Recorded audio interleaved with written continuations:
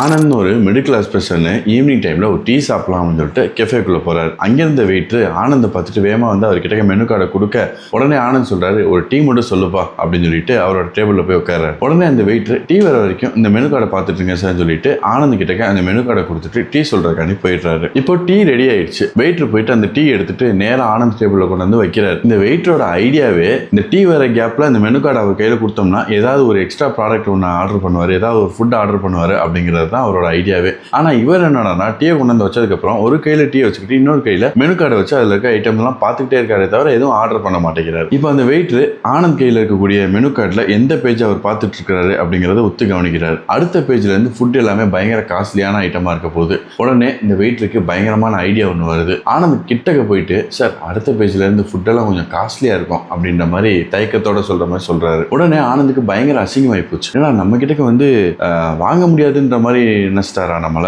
அடுத்த பேஜ்ல இருந்து ஃபுட் எல்லாம் ரொம்ப காஸ்ட்லியா இருக்கும்னு சொல்றாரு அப்படின்னு சொல்லிட்டு ட்ரிகர் ஆயிடுச்சு. உடனே ட்ரிகர் ஆனோடனே அடுத்த பேஜை திருப்பி பாக்குறாரு. அதுல எந்த ஃபுட் பயங்கர காஸ்ட்லியா இருக்குதோ அதை உடனே வெயிட்டரை கூப்பிட்டு ஆர்டர் பண்ணி வாங்கி சாப்பிட ஆரம்பிக்கிறாரு. அப்படி சாப்பிட்டுட்டு இருக்கும்போது அவரால் அந்த 4 வாய்க்கு மேல சாப்பிட கூட முடியல.